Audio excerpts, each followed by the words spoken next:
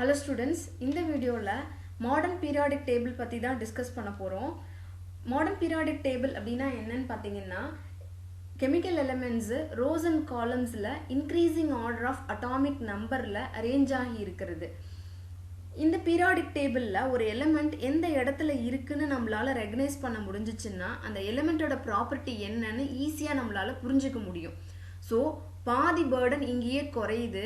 நம்ம periodic table நமக்கு familiar-ஆ மாத்தி வெச்சுக்கிட்டோம். நமக்கு familiar-ஆ periodic table இருந்துச்சுன்னா அதோடைய properties எல்லாம் படிச்சு புரிஞ்சிக்கிறது ரொம்ப ஈஸி. So அதை ஈஸியா ஞாபகம் வச்சுக்கிறதுக்கான tips and tricks என்ன? ஒரு element எங்க இருக்குன்னு எப்படி ஈஸியா find out பண்றதுன்றது தான் இந்த வீடியோ. இதுதான் modern periodic table. Modern periodic table-ல elements எப்படி categorize பண்ணிருக்காங்க அப்படின்னு தான் தெரிஞ்சுக்க போறோம். அதுக்கு முன்னாடி ரெண்டு terms நமக்கு தெரிஞ்சிருக்கணும். ஒன்னு periods, இன்னொன்னு groups. Periodsனா என்ன அப்படின்னு பாத்தீங்கன்னா ஒரு periodic tableல left to right travel பண்ணும் பொழுது எவ்வளோ horizontal rows கிடைக்குதோ அதுதான் periods அப்படின்னு சொல்லுவோம். இங்க நம்பர் கொடுத்து மென்ஷன் பண்ணிருக்கோம். டோட்டலி 7 periods இருக்கு periodic tableல. லாஸ்டா கொடுத்திருக்கிற lanthanides and actinides அவங்க 14 members இருப்பாங்க. அவங்க ரெண்டு பேரையும் நம்ம தனி periods-ஆ கன்சிடர் பண்ணிக்க கூடாது. அவங்க 6th and 7th period குள்ளேயே வந்துருவாங்க. அப்போ periods மொத்தம் 7 நம்பர். அடுத்தது பாத்தீங்கன்னா groups வந்து ஒரு periodic table-ல top to bottom travel பண்ணும் பொழுது எவ்வளோ vertical columns கிடைக்குதோ அதை groupsன்னு சொல்லுவோம். periodic table-ல மொத்தம் 18 groups வந்து இருக்கு. இங்கேயும் முன்னாடி சொன்ன மாதிரி தான் lanthanides and actinides தனி குரூப்பா நம்ம வந்து கன்சிடர் பண்ணிக்க கூடாது. இவங்க தேர்ட் குரூப் குள்ளேயே வந்துருவாங்க. 14 எலிமெண்ட்ஸும் தேர்ட் குரூப் குள்ளேயே வந்துருவாங்க. ஸோ இது வந்து நல்லா தெரிஞ்சு வச்சுக்கணும். அடுத்தது பார்த்தீங்கன்னா பிளாக்ஸ் பீரியாடிக் டேபிளில் டோட்டலாக 4 பிளாக்ஸ் இருக்கு. S block, P block, D block and F block. ஏன் வந்து இதை பிளாக் அப்படின்னு சொல்லி சொல்றோம்? எஸ் பிளாக் அப்படின்னு சொல்றதுக்கு என்ன காரணம்னா ஒரு எலக்ட்ரானிக் கான்ஃபிகரேஷன் ஒரு எலிமெண்ட்டுக்கு எழுதுறீங்க. அப்போ லாஸ்ட் எலக்ட்ரான் எந்த ஆர்பிட்டாலில் என்டர் ஆகுது அப்படின்னு சொல்லி பார்த்தோம்னா இந்த 4 பிளாக் உள்ள அது வந்துடும். ஒன்னா எஸ் ஆர்பிட்டால் என்டர் ஆகலாம், இல்ல பி ஆர்பிட்டால், இல்ல டி ஆர்பிட்டால், இல்ல எஃப் ஆர்பிட்டால். எந்த ஆர்பிட்டால்ல என்டர் ஆகுதோ அதுக்கு தகுந்த மாதிரி அது அந்த பிளாக் அந்த எலிமெண்ட் அப்படின்னு சொல்லி சொல்லுவோம். ஸோ இதுதான் வந்து பிளாக்ஸ். ஸோ ஃபர்ஸ்ட் பாத்தீங்கன்னா எஸ் பிளாக் எலிமெண்ட்ஸ் வந்து மொத்தம் அதுல வந்து எஸ் பிளாக்ல வந்து மொத்தம் 2 பிளாக்ஸ் இருக்குது, 2 ஃபேமிலி இருக்கு, 2 குரூப்ஸ் இருக்கு. அப்போ 2 குரூப்ஸ் இருக்கு அப்படின்னு சொல்லி சொன்னா ஏன் 2 குரூப்ஸ் இருக்குன்னு பாத்தீங்கன்னா எஸ் ஆர்பிட்டால் ஒரு நம்பர் ஒரே ஒரு பாக்ஸ் தான் இருக்கும்.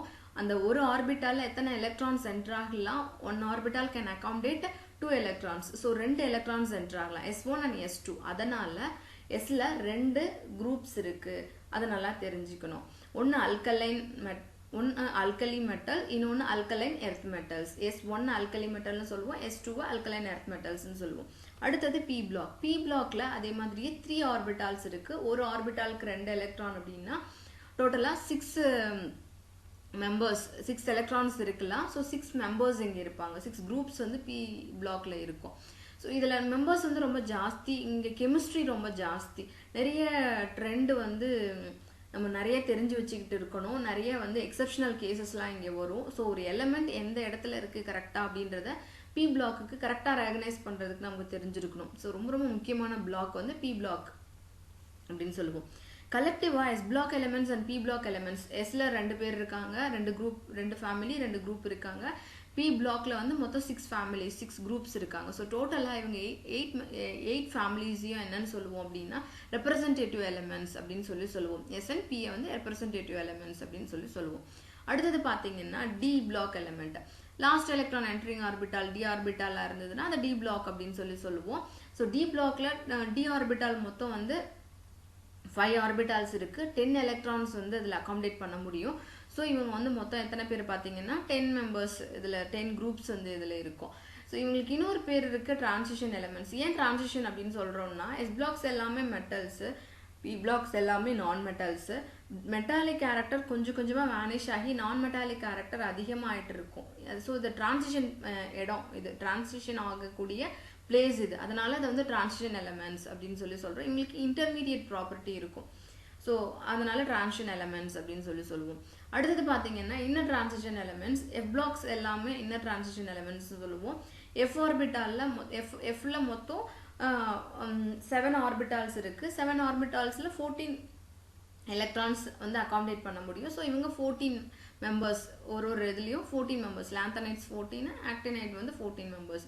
ஸோ இவங்க எந்த இடத்துல இவங்க இருக்கணும் அப்படின்னு பார்த்தீங்கன்னா 6th and 7th பீரியடில் 3rd குரூப்பில் வந்து இவங்களை வந்து ஃபுல்லாக அகாமடேட் பண்ணிடணும்.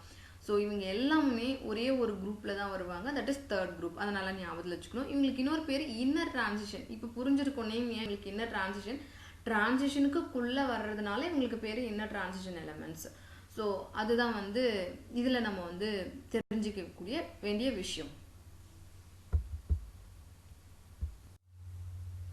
பீரியாடிக் டேபிளில் இருக்கக்கூடிய எலிமெண்ட்ஸை எப்படி ஞாபகம் வச்சுக்கிறதுன்றது தான் இப்போ பார்க்க போகிறோம்.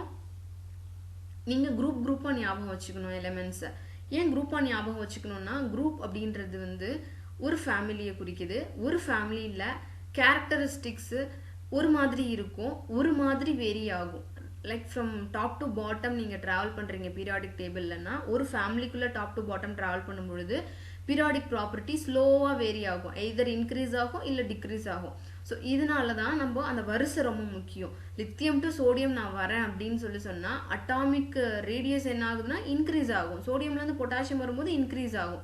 ஸோ அந்த ஆர்டர் நான் வந்து சொல்கிறதுக்கு எனக்கு அந்த வரிசையாக நீங்கள் எலிமெண்ட்ஸை ஞாபகம் வச்சுக்க வேண்டியது அவசியம்.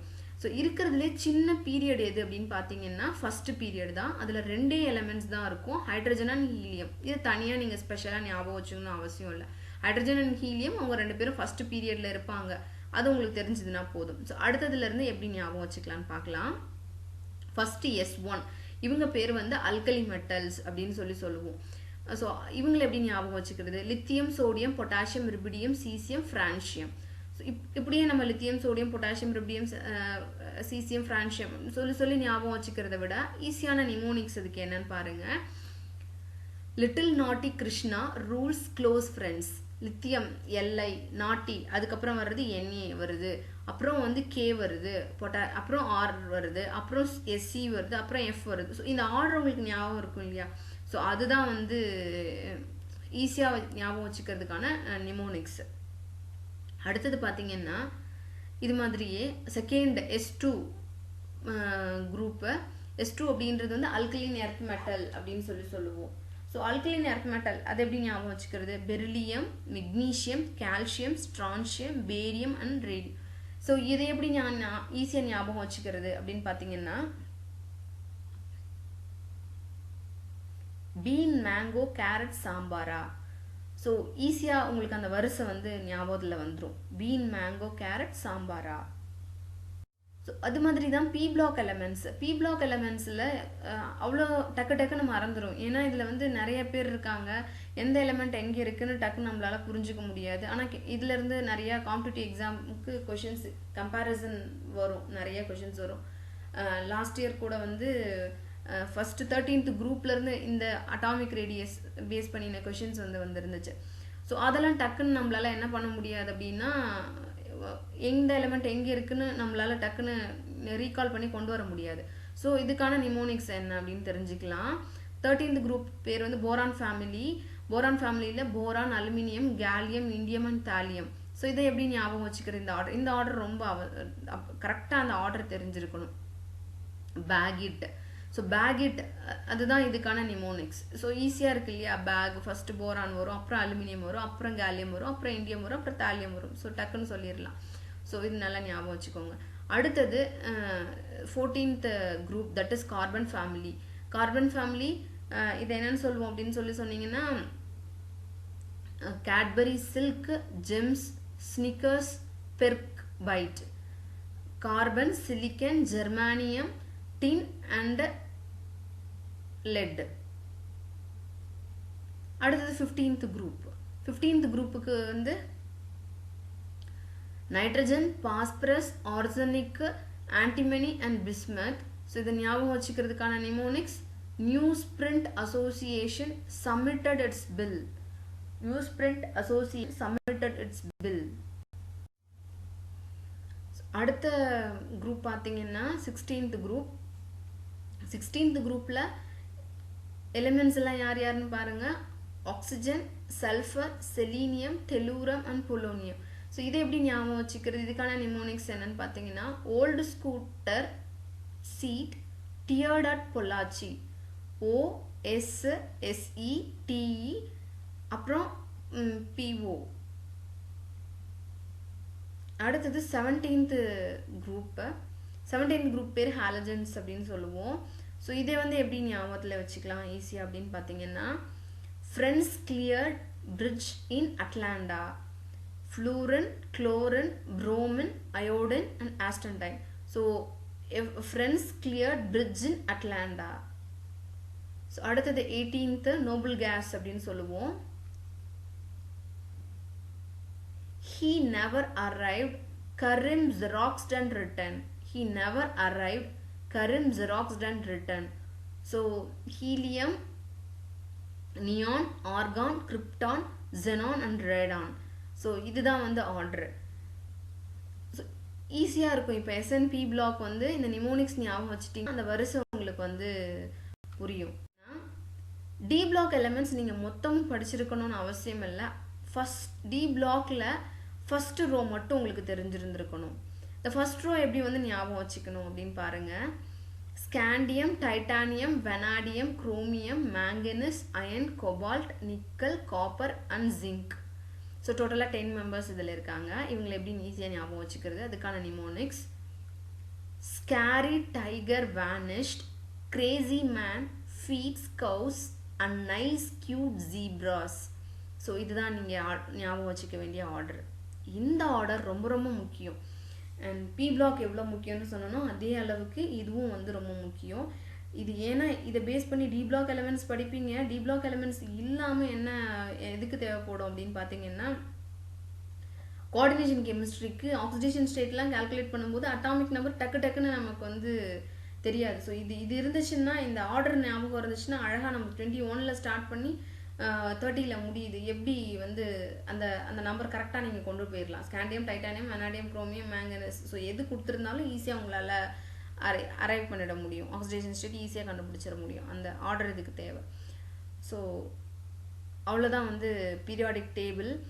இந்த பீரியாடிக் டேபிள் வந்து நீங்கள் இந்த நிமோனிக்ஸோட யூஸ் எங்கே நீங்கள் பார்க்கலான்னா, எதனாவது ஒரு பீரியாடிக் ப்ராப்பர்ட்டிஸ் கேட்குறாங்க, அந்த வரிசை கொடுத்து கேட்குறாங்கன்னும் பொழுது எப்படி அதை அரேஞ்ச் பண்ண உங்களுக்கு தெரியாமல் இருக்கும். அப்போது வந்து இதை நீங்கள் ரீகால் பண்ணி பார்த்தீங்கன்னா அங்கே உங்களால் இதோடைய அப்ளிகேஷன் நீங்கள் அங்கே ஃபீல் பண்ணுவீங்க.